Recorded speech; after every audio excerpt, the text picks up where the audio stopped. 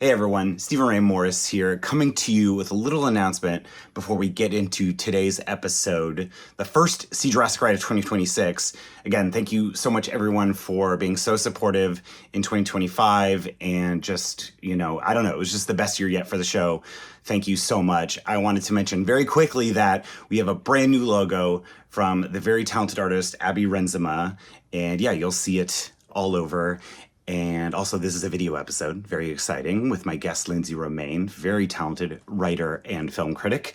Also, I wanted to mention that every month, I started it last year, asking the guests to bring a charity or a cause that I could donate to. And so this month's charity is the Illinois Coalition for Immigrant and Refugee Rights. And they build power with over 100 members and partner organizations representing diverse immigrant and refugee communities. So I put a link to their website in the show notes. I did a donation. I'm encouraging you to do the same or share. But yeah, other than that, let's get on to the show. 1, 2, 3, 4. Filled with awe and fright, see Jurassic Right, bathed in amber light. See Jurassic Right, see Jurassic Right, right. See Jurassic Right, right. See Jurassic Right, right. See Jurassic Right, see Jurassic Right, see Jurassic Park. This is Growth, and this is also See Jurassic Right with Steven Ray Morris. I'm very excited because I feel like my guest and I we like talk every day, but then I think the first time we ever met was when we were podcasting, technically. Yeah. But they are a very talented writer, the Queen of Chicago, Lindsey Romain. Hi. Hello. Thank you, Queen of Chicago. Yeah, it feels so formal that we're like on a thing together. I know.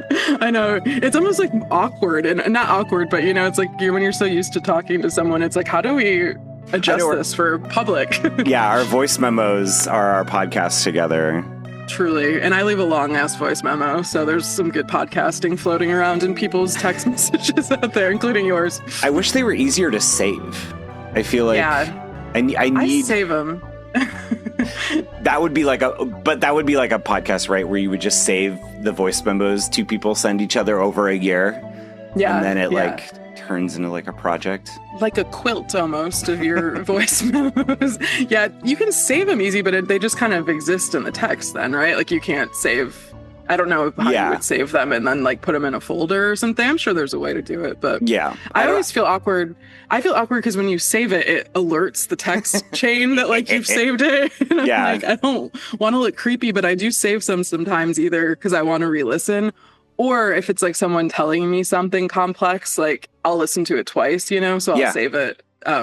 So yeah, every once in a while a friend will be like, wait, why did you save that? And I'm like, I don't know, you said something funny and I want to be able to listen to it again. Yeah, why wouldn't you? Well, okay, because I feel like a part of our conversation, I'm not quite ready to dive into David Lynch, which is an original idea that we had, the Laura Dern David Lynch trilogy, not including Twin Peaks. Right. But you also grew up a Jurassic Park kid. I did, big time. Yeah, let's just start there. Do you remember the first time you saw Jurassic Park? I sure do. And it was a really special, it's like one of those ones that's like cemented in your memory, right? The first time I saw it was actually I had to like think about it because I remembered this, but I couldn't remember if it was my first time actually. But it was. I went back and made sure. But so my dad and I watched it for the first time when it aired on TV. So the first time it aired on TV, which I want to say was like a year after maybe it came out. Yeah. And it was on ABC, right? Or something. I don't remember the exact. I did look this up at one point. I think it was November 94. I mean, I could also be wrong too, but that's my memory, or that not my memory of it. But I feel like, again, one of those facts you have to look up actually every time because it's not really worth remembering. Right. Until like you're in a moment where it is worth remembering. Because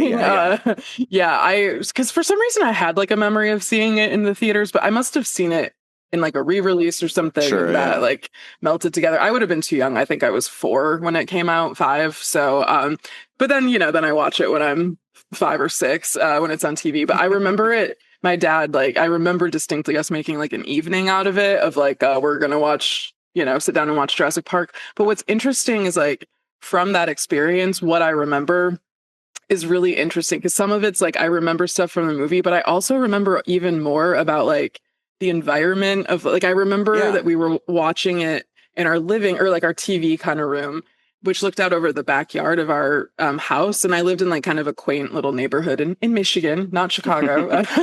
Yes. I'm only the queen of Chicago now, but grew up in Michigan.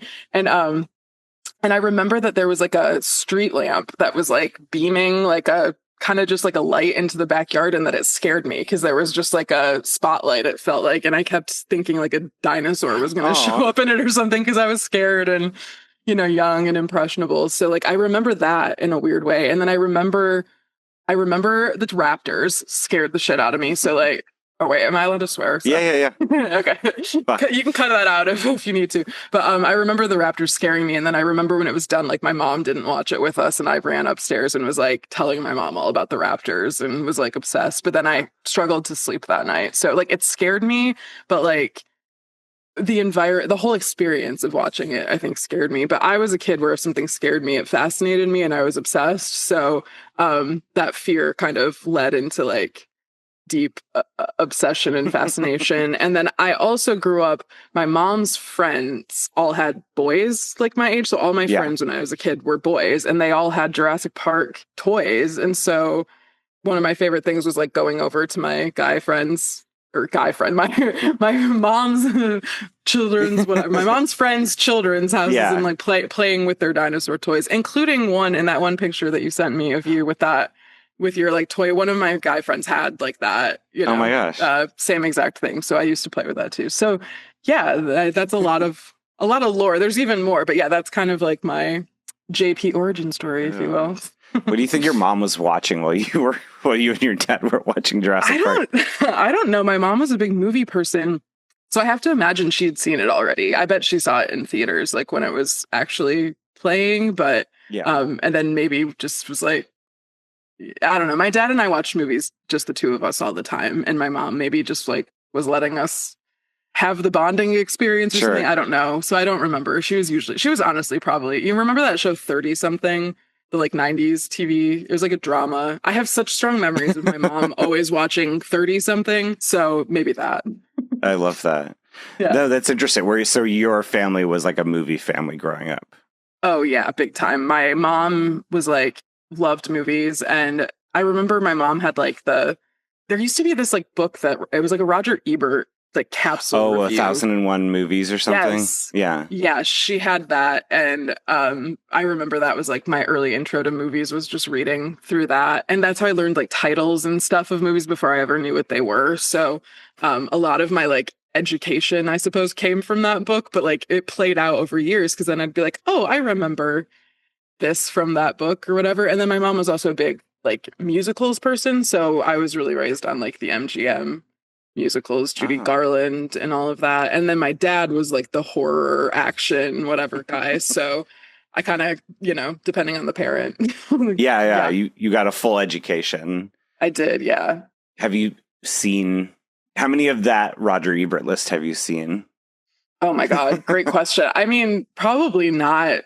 It's funny, like obviously I'm a film person, critic, write about movies, but there's a lot I haven't seen because there's just so many movies, you know, and it's, so I don't know, probably most of the big ones at least, I would hope, but I'm sure there's stuff. Maybe after this I'll look it up and see what the list is and get back to you. make it a letterbox project. Like, exactly. Yeah. Well, I feel like maybe Unspooled, or no, they did the AFI's maybe top 100 when they started that podcast, but then our friend who I had on recently, Andrew from Super Yaki, we talked about, at least for me, I think I took for granted that everyone went to the movies with their family growing up, but that was the case for you too, where it was like, would you guys see every new movie together, or was it more whatever your parents' tastes were? Well, so this is the sad portion of the podcast where like my mom died when I was a kid. So a lot of my early memories are like watching stuff at home. I don't remember going to the movie theater with my mom that often, but she passed away when I was pretty young. So like, I think if I had been older, you know, maybe I would have a better answer for that. But with my dad took me to the theater all the time. Like all of my early memories are like, or all of my early movie memories are with him. So yeah, like all the Disney movies and stuff I would have seen. I was with my dad, except for actually, I think my mom took me to Beauty and the Beast. I remember that, but my Okay. dad took me to all the rest of them. So, yeah, but and then as I got older, so because I had kind of a broken childhood, I lived with my grandparents for a while, and that's really where like because my grandma did not care what I rented. My grandma would take me to the library and just let me get whatever I wanted because she wasn't like a parent, right? She was just like, I don't know. And my grandma's philosophy, which is really funny, was always like, she's going to be an adult one day. Like she would always tell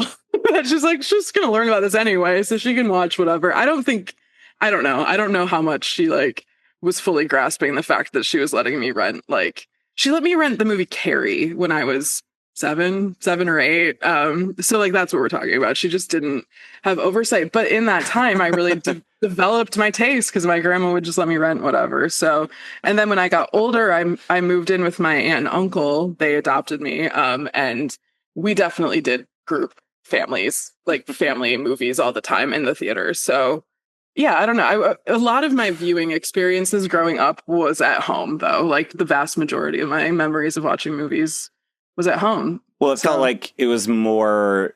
I mean, it was a big deal when a movie premiered on TV. I feel like sometimes I notice when they're like, this thing coming to streaming or this thing is coming to. I feel like people don't. It doesn't feel as important anymore as when it was like, oh, this is like the movie. Even if the movie is like successful, like Jurassic Park, but it was like, oh my gosh, we finally get to watch it at home.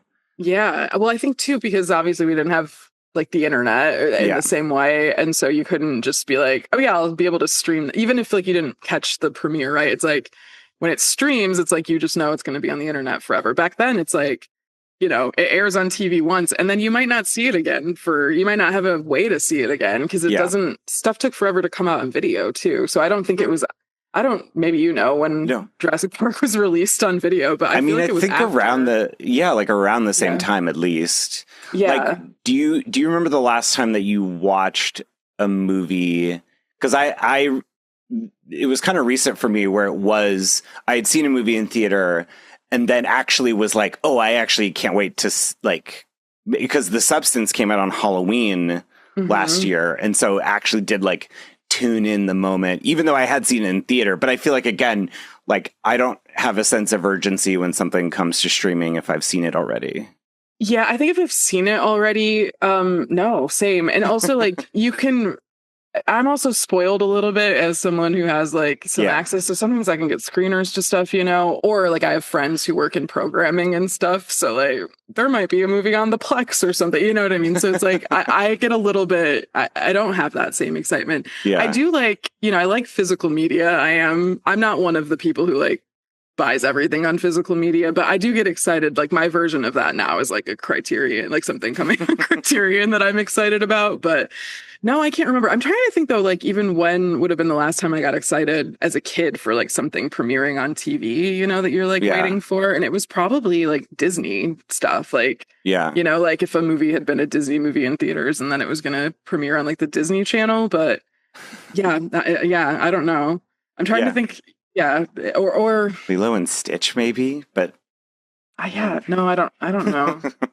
I also am I can't remember if we've talked about this before. I think we have that. I'm like a weird, like I always, even as a kid, was weird about kid movies. Like I didn't like them. Oh yes, yeah. Well, I was gonna ask, like, do you remember? Because the thing stuck out to me about your grandmother. Like, would you be like, hi, can I watch this? It's like, whatever, you know, or was it like you just pick things and it was just like, no questions asked? I just picked things and it was no questions asked. And the most commentary I would get was, sometimes she would be like, oh, I want to watch this one too with you. So like, yeah, it created an interesting thing though, because I didn't always know what I was renting. I would just pick stuff out by the boxes, but because I wanted to be a grown up, I so desperately wanted to be a grown up when I was a kid that I think that's like why I was like, weird about kid movies. I was like, no, I want to be watching the serious stuff. So it created an interesting thing where I have a great aunt who used to tell this story all the time where she was like, I was 8 years old and then she was like, we were at a family gathering or something. And she was like, Lindsey, like she knew I loved movies. And she's like, what's your favorite movie? If like you had to pick your favorite movie. And I said, Good Will Hunting. And I was 8. So, you know, that's the kind of I had meant it. I loved Good Will Hunting. That one I did watch with my grandma. So that was me as a child. I'm trying to think of, because I think my mom was into sci-fi, so I've told the story a lot of the first rated R movie I ever saw was when she bought me Aliens. Okay, yeah. And it was just like, yeah, there's some swearing in it. Like, it's fine. When I was like, I don't know, maybe 10 or something. But you were already like, I've seen Carrie, like, since I was. Yeah, I mean, I think my first, like, proper, I mean, Carrie was not my first R-rated movie. I think my first R-rated movie was, I Know What You Did Last Summer. I think that was my first one. Or maybe that was the first one that I rated owned. R. Yeah. I'm pretty sure. In my head, because it's like, again, that's one of those things now where I'm like, I haven't even thought about what a movie is rated unless there's like a film bro being like, oh, I can't believe Predator Badlands is PG-13. I know. I was thinking about that recently. So I started writing, I've been like doing film criticism again. And for the site I write for, sometimes Movie John, they include the rating at the top. So like the editors ask us to put that in the review, like when we submit it. And I was like, where do you even find information? Because I don't pay attention to it anymore. Yeah, so I guess on the poster, right? It's on like IMDb because, well, it's also interesting because sometimes, this is like inside baseball, but sometimes if you see a movie early enough, there's not an MPAA rating yet. So like you'll have to add that. But yeah, prior to that, I hadn't thought about what movies were rated in a long time. I'm pretty sure I Know What You Did Last Summer is R, but it's probably more for language than for like, because it's not, I don't remember it being that gory. But yeah, like some of the slasher stuff I saw first. But yeah, no, I was watching stuff I probably shouldn't have been. And then my dad, like, I saw Poltergeist when I was like 4. That one was an accident. I wasn't supposed to see it, but I watched it. My dad was watching it, and I watched it from like the next room while I pretended to be playing with toys. So, you know, I don't know, but also like, so then when I moved in with my aunt and uncle, my aunt was way more strict. Aunt Gail, hello, shout out to Aunt Gail. Hey, Aunt Gail, we love Aunt Gail. We love Aunt Gail. She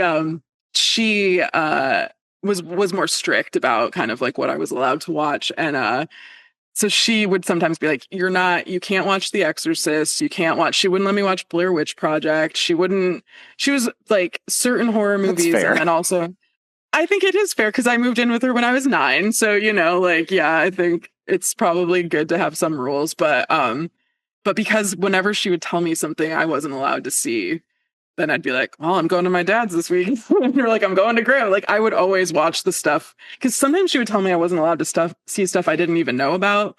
So I was like, well, thank you for putting that on my radar. Going back to our pre-podcast Dare conversation. It's like some people didn't even know that there were drugs until Dare is like, hey, I know, look at all these drugs. I didn't know American Psycho existed until Aunt Gail was like, you're not watching that one. And then I did. So yeah, I was a bit of a rebel with my movie choices, but I do feel like the Jurassic Park movies were always age appropriate, at least. I mean, I was probably a little young for that first one, but like everyone my age was watching it, you know, like that was such a big collective like movie for kids really too, even though it's scary. It's like, it's dinosaurs, you know?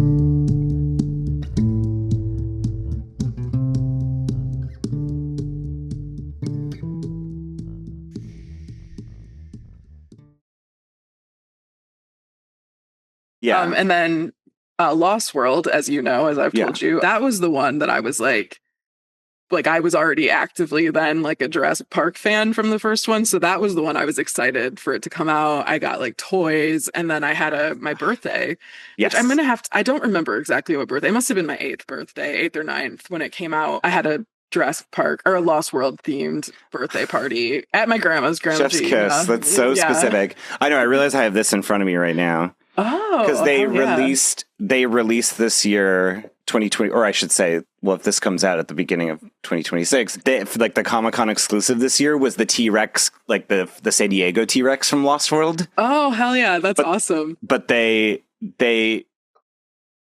you know, there's like, what could you put from that scene? Like, would you have the rolling 76 ball? Like, would you have the dog? I'd have like the dog hanging. No. Oh no! Not the actual dog, but like doesn't he have the like chain hanging? Yeah, the doghouse.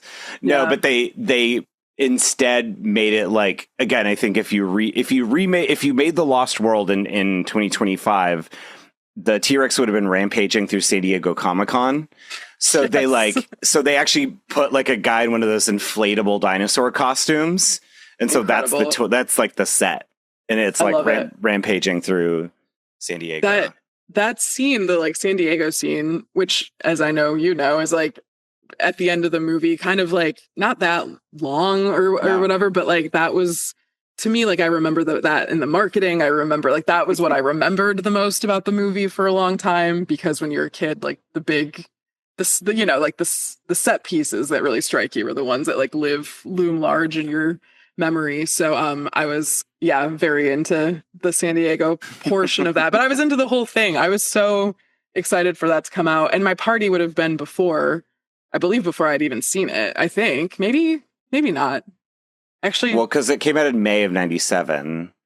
Okay, so and my birthday's in December, so maybe I had already seen it. Yeah, maybe I'm sure. It was either leading into it or like afterwards, but and then like the way that worked when I say a themed party, it wasn't like I didn't have like a big birthday party. It was just that I had a cake that had a velociraptor on it, which I still have. I have the topper. Wait, really?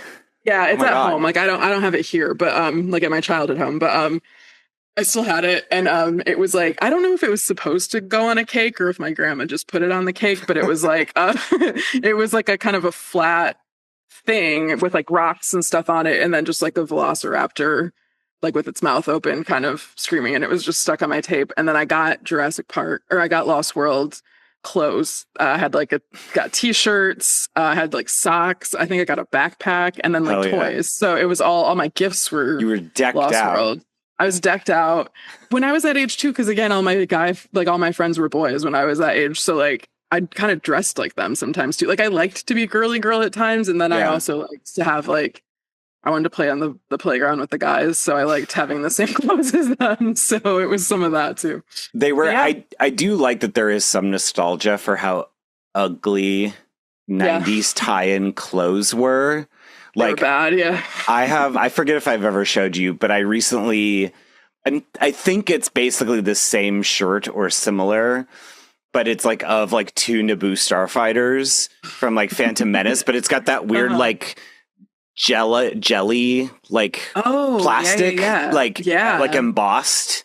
Yes, you know? That was a thing. I forgot about that. I think my Jurassic Park, my Lost World one, I want to say was like some kind of like tie-dye, but like just muddy brown colors, or like it wasn't.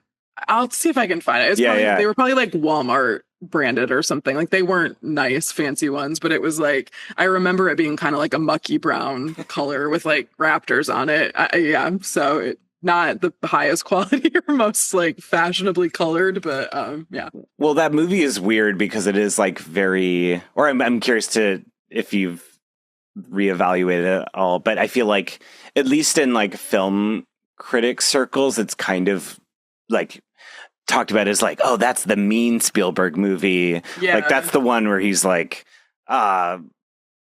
people are stupid or whatever. I don't know. But like the marketing for that movie was like so much more almost like kid friendly than the movie itself. I don't know if you've reevaluated it in that kind of way. I haven't thought about it that way, but I have watched like in the last probably like 5 years, I have seen it like 2 or 3 times, kind of like randomly too. I went to when I lived in Austin, they used to do these things at Alamo Draft House there. I don't know if they still do, but it would have been like probably 2019 or something. They did these screenings that were oriented around like a movie star, but it would be a surprise. So they'd be like, it'd be like, okay, it's Winona Ryder Day. We're going to screen 4 movies, but we're not telling you which they are. And so you'd show up and get like a Winona Ryder marathon, but you wouldn't know going in. And there was one for Jeff Goldblum. And one of the movies that they played was The Lost World, which would have been the first time I'd seen it in theaters since it came out, and I hadn't seen it in a really long time. I've seen the first one 40 million times. The Lost World, I don't always revisit just because I guess I prefer the first one. But rewatching it, I remember like the audience seemed a little like they weren't as excited about that being. Well, I think they just maybe wanted a different Jeff Goldblum movie, but I was excited, and I was really like, it was fascinating to watch it like first of all, with a crowd, but also like through the lens of like, oh, I haven't thought about this in a while. And I just like, I feel like its reputation is not, maybe it's just among the elite film people I, you know, bump elbows with, but like it seems to not be like a super well regarded movie. But I had so much fun. I was like, I actually think this is like pretty good. Like, you know, there's stuff to it that's silly. But in terms of like it being meaner, I mean, I guess I don't know that that's like the first thing that would jump. What is the first thing? The first thing, like I always think of like, I guess like the dad-daughter stuff in that. Maybe that's just because I had that experience, or you know, not that experience, but because my Jurassic Park experience was like tied to like watching it with my dad. I feel like also my dad is named Jeff and kind of looks like Jeff Goldblum. So like, lore drop. Here we go. Lore drop. So I think like I always like associated Jeff Goldblum with my dad like in that way, which is why I'm not one of those girls who's like has a crush on Jeff Goldblum because I'm like he reminds me too much of my dad. I mean my dad's a Libra also like Jeff Goldblum, so it's a little unnerving. There you go.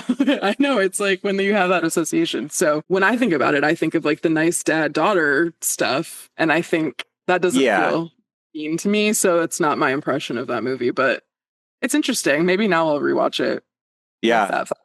I mean, it is probably one of my least favorite Jurassic movies. Just if only.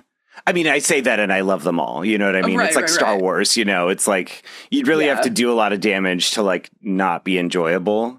Well, I will have to disagree with that, but just on Star Wars. Well, I mean, Rise of Skywalker, I think is the worst movie of all time. But I mean, for budget and time, But nothing is as bad as that in any of the Jurassic movies for me. Right. I think I get what you're saying though, because I think with Lost World, I would say of all the Jurassic Parks, that one feels like the most work. You know, like the other ones, I think there's a lot of levity and fun, even if they're not as quality, or maybe like I think Lost World maybe has some more quality in some areas than those ones, but it's a little bit like more laborious. There's like like times that are slow. It's there's a lot of time spent with like jerks, walking through the forest that aren't really pleasant. There's like, it's not as like fast paced maybe, or like the first movie I think is intentionally slow, but there's build up. In Lost World, it's more like there's not as much build up, but it's kind of up and down. So like I can see that. It's not one. I think the reason I had spent so long like not seeing it is for that same reason. It's just not one I'm like, I'm gonna sit down and pop on the Lost World. So even though it was the one as a kid that was like so profound. So well, and I think maybe people are just hard on it because it's Steven Spielberg. Yes, so it's like even the worst Steven Spielberg, and it's not the worst Steven Spielberg, but people kind of put it in the like bottom, right?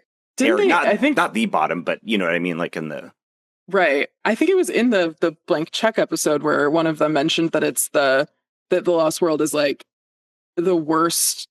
What is it, like the worst movie by a great director or something? Or it's like it's very well directed for like it being kind of a subpar maybe movie if anyone else had done it, which I think is accurate. Like I think it is held on a pedestal for that, but I also think it would be worse if it wasn't him. So it's interesting. I'm curious. I don't know as much about like the production of all of that and like what, did he really want to do The Lost World? Like, do you know that? Well, so to me, the two funniest facts about the movie, other than Steven Spielberg admitting on a more recent thing, basically being like, I got bored making the movie.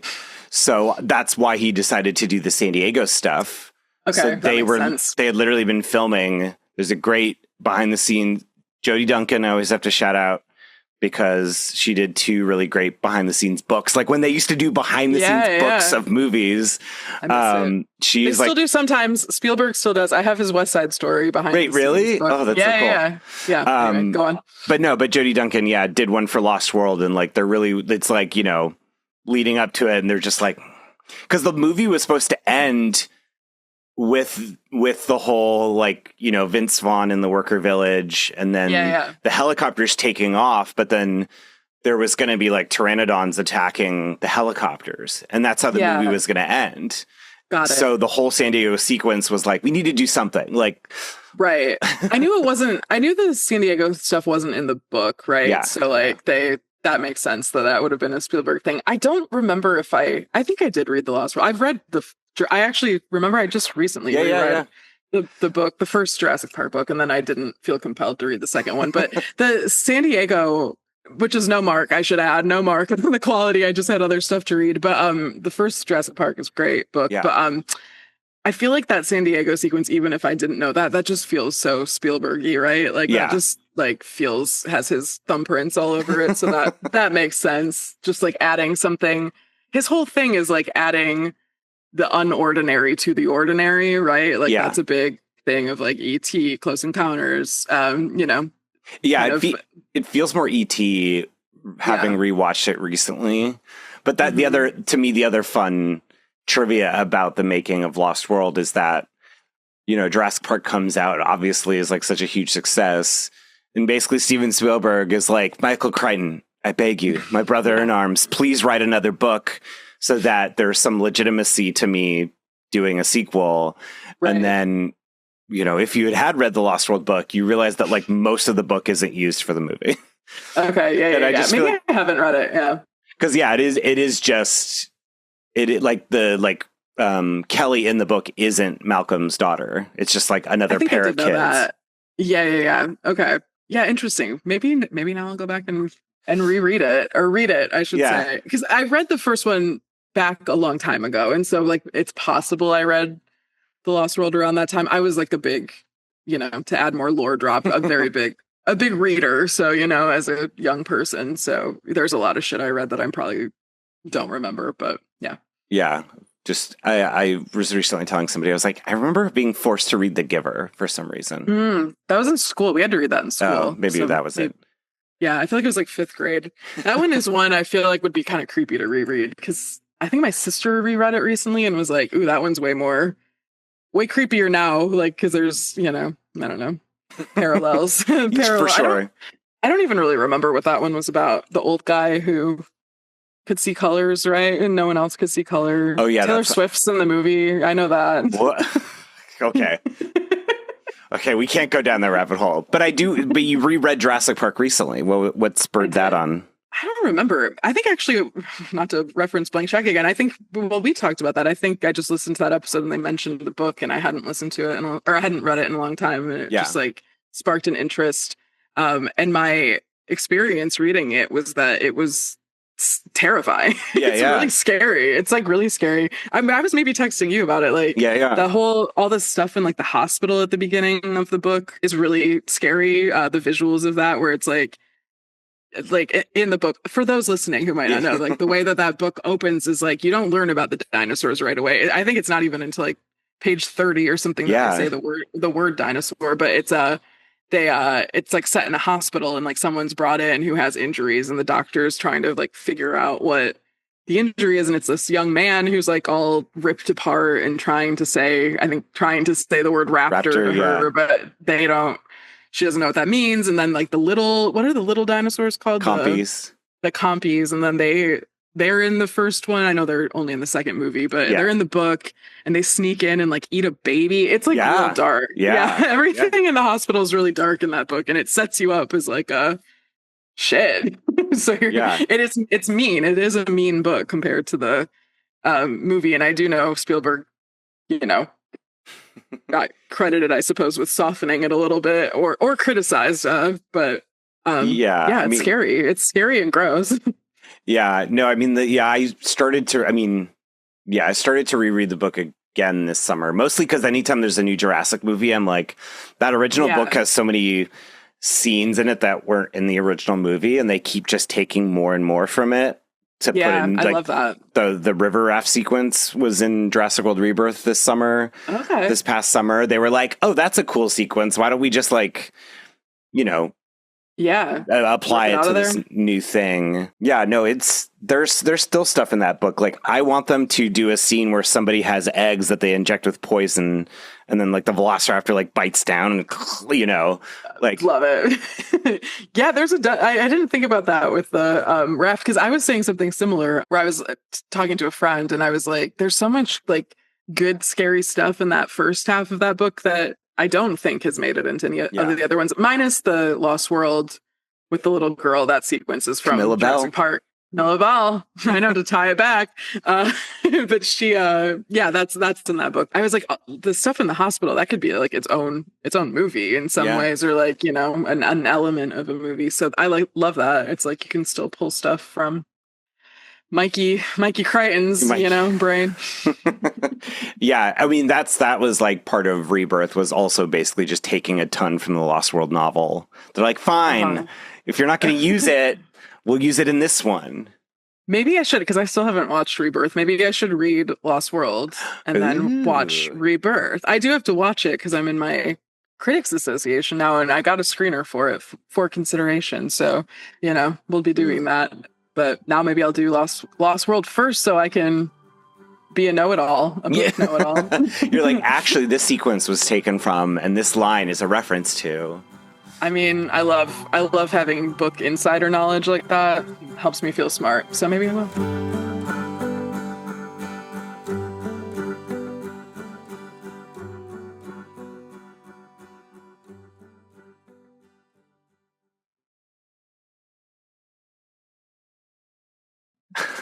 Is that because, do you remember the first movie you wrote about? Oh, like, God, either that's a great question. Got paid for or just wrote, like, when we were all blogging and getting our start? Because that's how I found you, is from your film writing. Yeah. Oh God, that's a great question. And I don't remember exactly what would have been the first one. I mean, I'm sure like I was writing about stuff in school and you know what I mean? But like in terms of like an actual like essay or something, I don't even remember what my first published article was. I think actually it maybe was about Star Wars, to be honest, but which is interesting because like that was more something I came into. Maybe Wizard of Oz. Wizard of Oz is like my most foundational like movie. That's kind of my big. I sent you prior to this chat a picture of me as a child in my Wizard of Oz dress, you know, and my so Dorothy precious. dress. I was really into Wizard of Oz as a kid. And a lot of my like interests spilled out of that. So like perhaps I wrote an essay for Bright Wall Dark Room about Wizard of Oz, and that was my first one for them, and I still write for them. And so that was a really significant one. But you know, I don't know. That's a great question. I should go back and look at my stuff. I've never actually written about Jurassic Park, except I wrote for that same publication a piece about West Side Story, actually with Spielberg's West Side Story, and I kind of talked about some of his older work. So I do talk about Jurassic Park in that essay, but it's only ever been like I'll be writing about something else and it comes up. So I know. What would do you have an idea of what you would want to write about in relation to those movies? That's also a great question. I feel like, what would I want to write about? Because usually if I want to write something, it has to tap some either like niche interest or like personal thing or probably something about women. I just assume that that's like a thing that would come forward, probably something Laura Dern related. But I don't know. I'll noodle on that actually, because like I would love to write about it. I had a lot of fun. Like Spielberg is a fun person to write about if you, like me, are like love kind of like poeticism in like your writing and stuff, or like what you read, because as much as his movies are like blockbusters and, you know, big movies, there's like intimate beauty in all of them too that is really fun to like write about. Like I think not to quote myself, but I think in that essay, no, I love it. I talked about like the scene where the dinosaurs are like coming out of the water, right, in the first Jurassic Park when they first see them, and I compared it to like Elysium or whatever, like heavenly sort of, in the sense that it's like sparkling and like it's kind of this profound, almost like supernatural moment for these people, and like there's fun strains like that to kind of pick up on in his movies and write about. So I would love to write about Jurassic Park. I'm saying all of this, and like, you know how I was like, I can't always remember what books I've read. I'm saying all of this, and there very well might be something I wrote about Jurassic Park on the internet somewhere in my Nerdist era or whatever. Sure. But, yeah.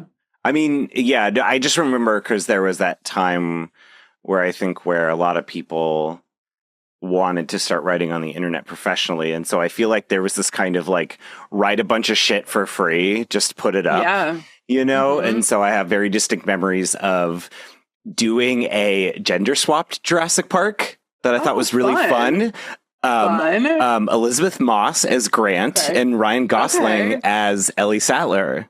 Oh, I love that. See? Gosling is he's such an Ellie salad. Because, right, he came from an artsy indie background. Yeah. To do blockbusters, absolutely. which Laura Dern. And then, I don't know, Elizabeth Moss just felt really, I don't know, something about her playing a Grant type would feel right to me. I don't know. I still think that would work.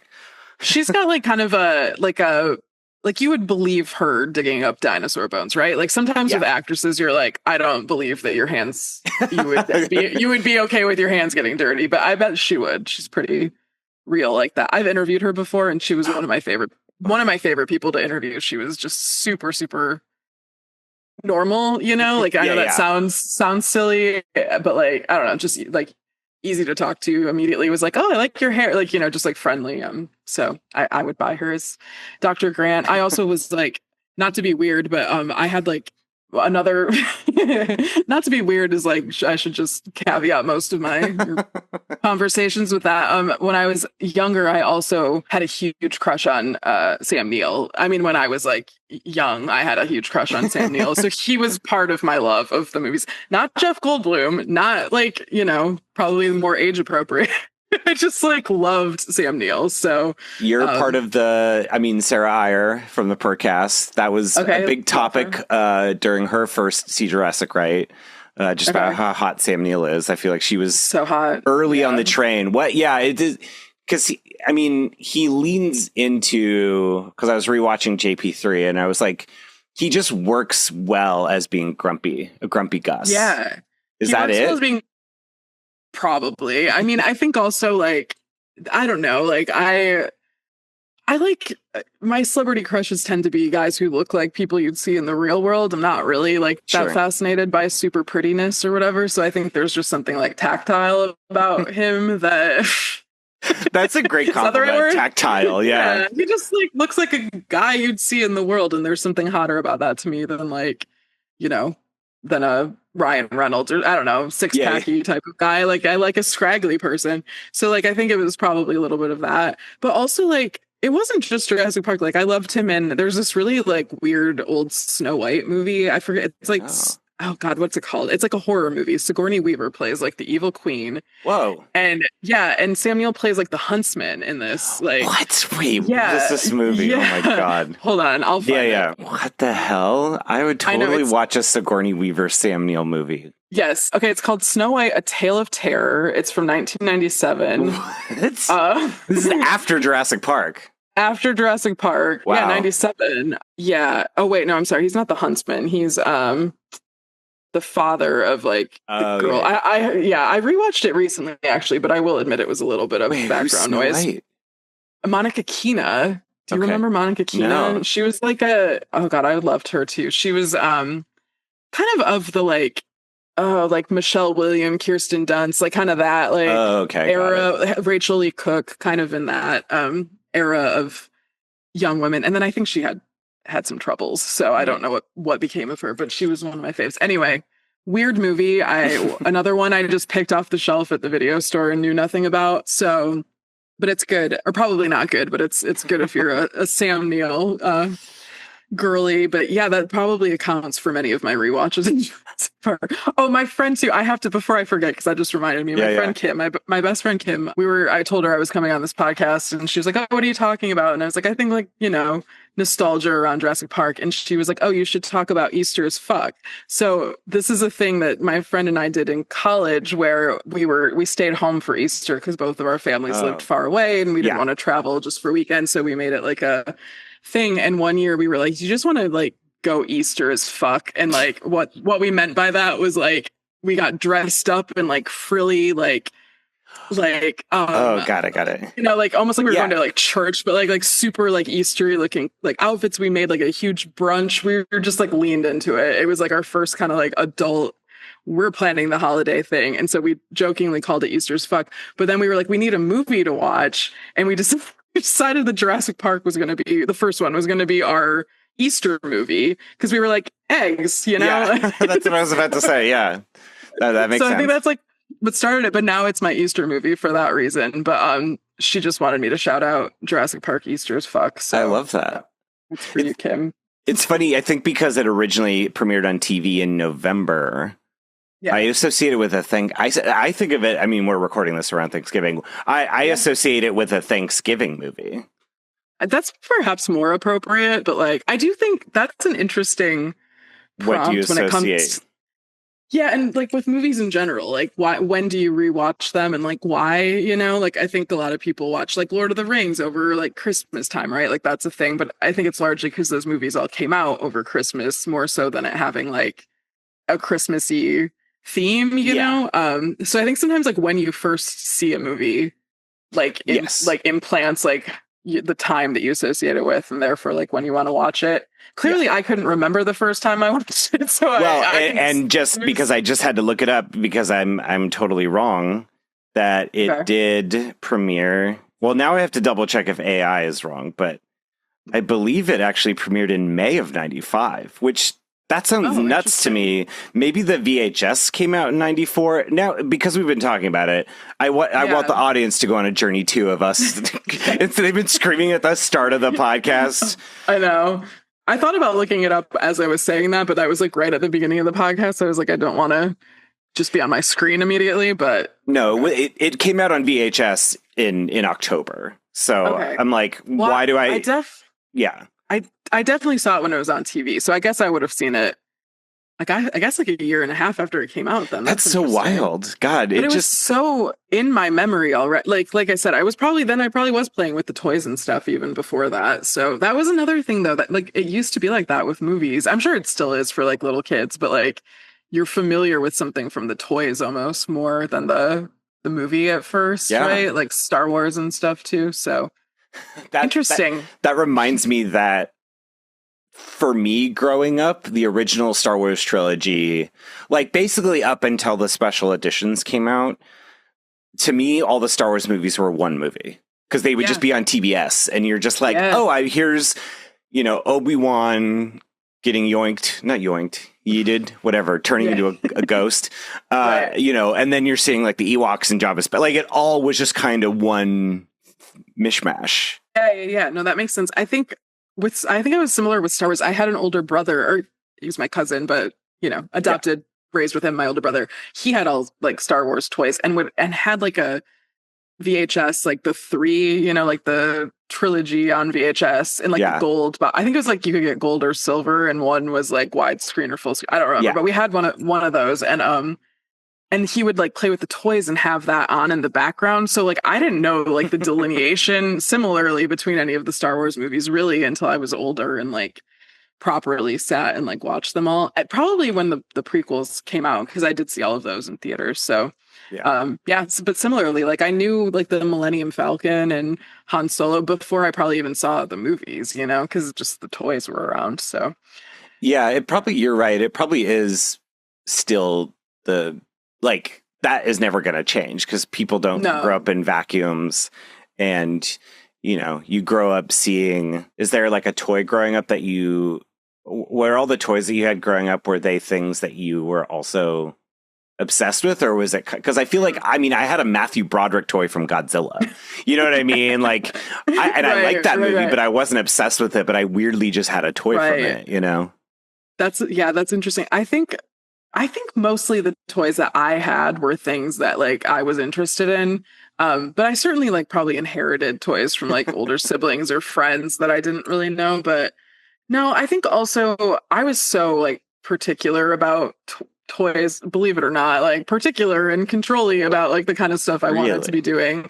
Yeah. Can you imagine? So that was, no, I think I was pretty selective of like the stuff I owned at least, but so you weren't like mixing worlds, like. Oh no, I did do that. I think you were the original multiverse, like My Little Pony with Jurassic Park. Oh man, I think this is really making me think. I hadn't thought of this in a long time, but where there was a lot of multiverse playing happening was actually in the bathtub. Like my toys there were just a combination of like, maybe old Barbies that like I didn't care if their hair got wet. When you said My Little Pony, that's what activated that memory, because I specifically only played with My Little Ponies in the bathtub. And then I don't know why. And then, so like, I was probably combining them there. But I do think I was like a little bit probably a little bit like anal and only played Barbies with Barbies and, you know, like Polly Pockets with Polly Pockets. Like I wasn't the size discrepancy of things. I was like, you're too short for Barbie Land. So, you know. I mean, I think that's why a lot of people, because I think a lot, I mean, Jurassic Park 3 obviously was like a disappointment, which is funny to think now because it did very well, but it was like, because it did lower than Lost World, it was like, all right, franchise is done, get the fuck out of here. But also I think what contributed to that break is that like I was 14 when it came out, and so it was like I'm entering high school, so it's like almost like letting go of old things. And then I've talked on this podcast before with a few people where the Hasbro changed the size of the toys, so your JP3 figures weren't in the same scale as the original Jurassic Park and Lost World, so it just made it easier to be like, yeah, I would be the same way. Yeah, like that's the kind of stuff that would piss me off, frankly. You're like, why is my Taya Leone figure half the size of, you know, or a third of the size of Laura Dern, you know? And yes, I'm glad to know that that's not, because I was starting to feel weird as I was describing, like, no, like if you're too short or if you're like not the same size, like I can't play with them. But yeah, no, I mean, I think that probably is the thing. That's really interesting. We haven't talked about Jurassic Park 3, but I love that one, actually. I think I might like it. It might be my second favorite. I think it's my second favorite now too. I think it is too. And that one came out, like, interestingly, what year was that one? 2001. Okay, it would have been July of 2001.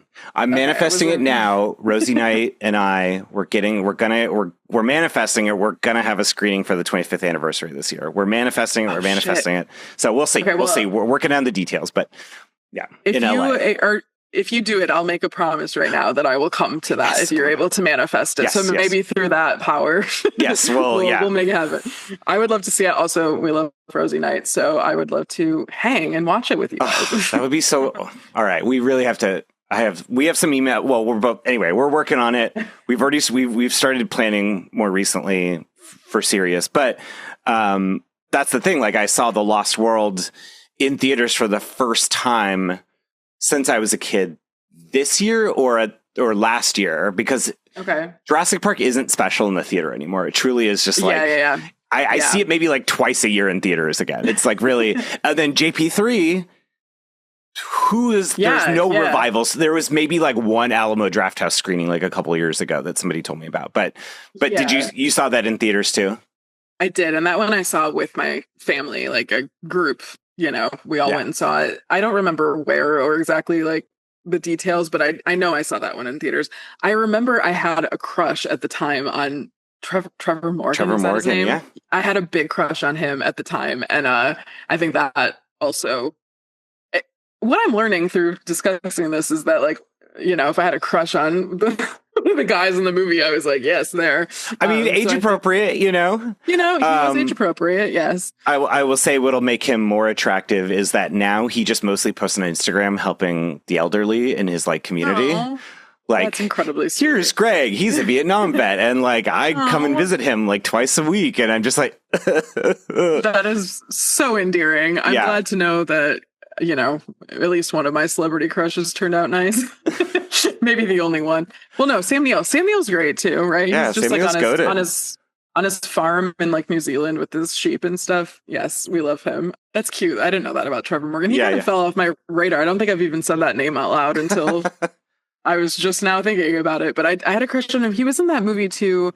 Did you ever see Mean Creek? It was like an indie Sounds film. Familiar. Probably from around that same time. And it was him and like Josh Peck was in it. And a couple other, like, I don't know, young people from that era. It's always exciting when you're used to like these people from like Disney movies or Nickelodeon shows, and then they're like in a serious indie movie where they're like swearing and stuff. I think that was one of those. But. Yeah, because most of the Jurassic kids like aren't in other stuff usually. Yeah. I mean, obviously Vanessa. Well, yeah, I mean, because like Vanessa was in The Little Princess. Right, know, yes. and which then, I loved. Yes, around that so time. Good. Isn't she in Harriet the Spy too? Yes. Yeah. I was a big fan. But Ariana Richards was in Tremors. You know, she wasn't in like a Disney thing. Like, but I did love Tremors. I was just reading. I fell down a. Yeah, it's great. Tremors was a big like playground movie when I was growing up. It was like we played it on the playground a lot. Like run and jump on the on the thing because there's Wait, Tremors, I love that. That and Twister, like those movies were big playground movies. Just arguing being in a truck with your friend, just arguing about the divorce or whatever is going on in that movie. I think it was more signing like the papers. Look, it's an F5 and we have to run away from it or something, you know, whatever, stuff like that. I know. It's so cute. They got cows. Another cow.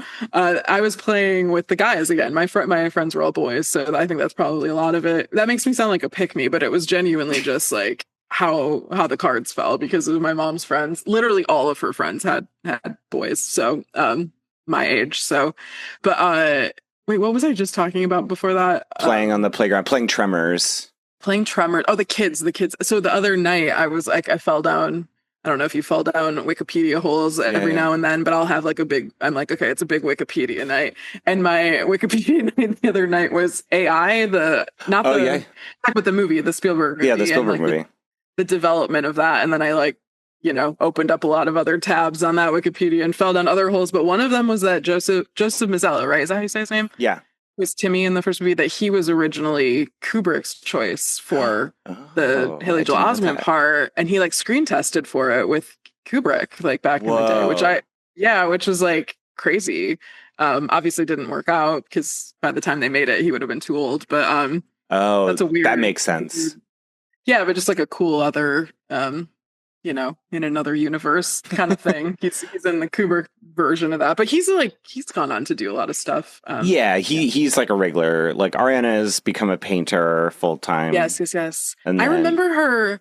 So like another part of my memories of that as a kid was like, I remember seeing them sometimes on TV, probably because it was like kids. Like I remember that she did like an interview. Oh my God, maybe it was on like, this is like uncorking like something. I mean, there was like, I want to say it was like on a kid's show or something. I was going to say like a kid's choice. Well, even, or maybe something. It was something where she was being interviewed because I remember she painted like a brontosaurus or a brachiosaurus or something. And it was like, she had painted it and it was like her and maybe Joseph like riding down its neck. Like it was a slide. Aww. And she gave it to Spielberg. And I remember they talked about it and maybe had it like on this show. I'll try to find it. And see I feel like people have posted that every once in a while. Yeah, I mean, their cameo in The Lost World is very like, it's an interesting connection of like, let's show the kids grown up being sad for one scene. I know, really adding a lot of gravity to like that. The start of Lost World. Like, oh, here's the kids you love, and then they're like just kind of bummed because the company is being taken over by their evil uncle. Yeah, and then they're just like, they say hi to Malcolm, and then he gets busy, and you just see them sadly like walk off in the background, which has always kind of haunted me. I'm just like, they didn't get to say goodbye, or I don't know. Well, that's the thing in canon too, is that like, at least according to, I feel like maybe, I don't know if it's actually explicitly, they mention Hammond dying, I think, in Dominion, but supposedly it happens like right after the events of Lost World, which is kind of more tragic when you think about that. Genuinely, actually. Well, this has been so much fun. I wanted to, just briefly, I really do want to actually watch the 3 David Lynch Laura Dern movies. Yes. I think it was like we had started talking about that and then he passed away, you know? Yeah. And, those movies are kind of intense. So I just haven't really brought myself, like I like own them all now. Yeah. I just haven't. Well, we have to do it because that's one where I'll get to be the expert. Exactly. I'll get to ask you questions about what did you think of these nightmares? Just because that is like, I think that's when we were like starting to talk even more, was just the like, I know Laura Dern so much from her blockbuster, from Jurassic Park mainly, and so the idea that she was this very artful actor before that, and around Jurassic is just such a funny thought where it's like, oh, there's a whole part of her that I don't know, really. I'm really excited for you to see Wild at Heart specifically, because that's around the same time. I think she did that right before Jurassic Park, right? Maybe like it was the one shortly, because I was 91 or 92. So it's around then. And it couldn't be more of a like wildly different part. Like in many, many ways. So I think you'll have fun with that one. Yeah, I'm excited. Yeah. And then you'll maybe, Inland Empire is always the one I have to warn people. I'm like, that's like the hardest to watch David Lynch movie. Not because it's like gross or, I mean, it is kind of scary, but it's like 3 hours long and filmed on a camcorder and doesn't really have a plot. There's just like weird interstitials. It's like that's one that like, you don't start with that as a David Lynch movie, right? It's like you work your way up, you earn that, and then you have to sit through it. It's just funny because Mulholland Drive I'm like genuinely obsessed with, but I just haven't. It's just, I don't know. She's not in that one. No, I got it. It's a good, if you love Mulholland Drive, it's like an interesting, Inland Empire and that one are pretty linked in terms of like theme and idea. So, and then if you're going to watch all of Twin Peaks too, because she's excellent in The Return, but that's it's long. There's a lot of episodes and they're long, and you kind of need to watch the first series. So you have some work in store. I know. Maybe that's what I watched. Would that be a good surgery recovery watch? Is like all of Twin Peaks? I mean, it would be for me, but I'm also a freak. So I don't know. Like if you're looking for stuff that's super relaxing, maybe not. But if you want something to like absorb you in a world, then absolutely. True. And, just like put it in a VR headset. So I'm like living in. Oh, God. I don't know if you would want to do that for certain episodes of Twin Peaks unless you want to like end up in a psych ward or something. Yeah. It's like some of it's pretty intense, but it's great. And she's wonderful in the sequel, The Return. So. In Dern We I'm Trust. Excited. I know, in Dern We Trust. I'm always envious of people because I get a lot of, people know I like David Lynch. So they ask me, I've never seen David Lynch. What should I start with? What should I watch? And I, depending on the person, will give them a different answer. But every time I get kind of jealous. I'm like, oh, it's so exciting that you get to watch these for the first time. Like he's really one of those where it's like the first time is very special. So you'll have a good time. Yeah. Well, I mean, I know you've seen some of this stuff, but you'll have a good time with the Lord. With the Lord Derwins. Yeah, that's going to feel special. Thank you so much, Lindsey. This was so much fun. Of course. Thank you for having me. Where can people follow you, find you on the internet? Great question. You can follow me on Blue Sky, which we're done with Twitter, X. So it's just my name, Lindsey Romain, on Blue Sky. Same with Letterboxd. I post a lot on Letterboxd, so it's the same, just my name. And then I post all the links to my stuff on there on my Blue Sky. So I'm writing for various places. I'm working on a Nerdist article right now, so I still write for Nerdist sometimes. Yeah, so those are the two places. Everything else is either private or doesn't exist anymore. So, wait, have you logged Jurassic Park and Lost World and JP3 on Letterboxd? I mean, I watched Lost World recently. It was on Pluto, I think, or something. So, but I think I mentioned it was like a little in the background, so I wasn't like hyper fixed on it. But I did log that recently. I mean, I've definitely logged Jurassic Park. JP3, I don't know. Like, so I've had a Letterboxd for a long time, but I really only actively started like logging stuff in the last like couple of years, 2 or 3 years.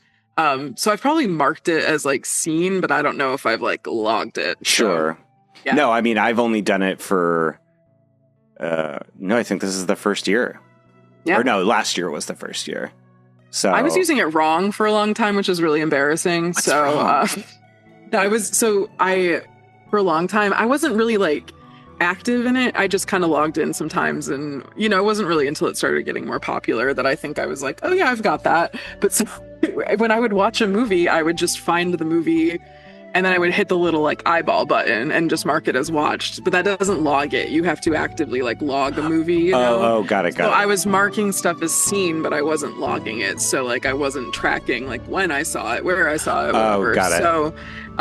So it's funny because if you look at my Letterboxd, it'll say like I've had an account for like 10 years, but I've really like logged movies in the last 2 or 3 years. So you're like, look, I just was here for the vibes. I was here for the vibes, you know. I was like, I was doing it my own way. So sometimes I'm stubborn, and like I'm gonna do it how I want to. But now I use it properly. Well, I'll include my Letterboxd in the show notes for this episode. This year it's mostly been like I think I've watched Rebirth like 8 times. Yeah. Like it is just rewatching the same things. Like again, I think I've seen like Wicked like 4 times. Anyway, I'll include that in the show notes. There's the Discord, Stephen Ray Morrison, all the things, and Etsy.com/shop/See Jurassic Right for the wonderful Jurassic June merch from Andrea Ciofalo. And I mean, I guess life finds a way, and if you're having a birthday, make it a Lost World themed one. Hell yeah. Put a Velociraptor on your cake and have a good time. Yes. All right. Bye, everybody.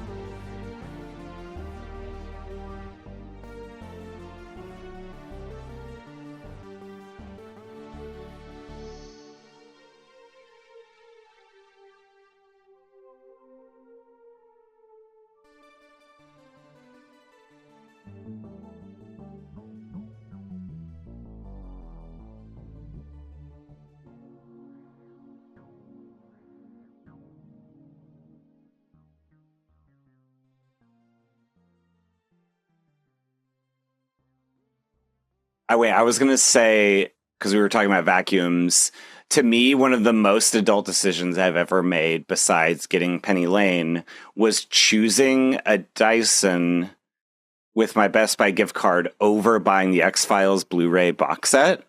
Oh, wow. That's felt like some growth. It was like, ooh, I got a $300 gift card. I got to make this adult choice. I don't know that I would have made that choice, but you're stronger than I. It depends. Now I actually get kind of dorky and excited about like my vacuum when it showed up the other day in the mail. I was genuinely excited to but like, maybe even a few months ago I would have gone for the X-Files box, not gonna lie. Ugh.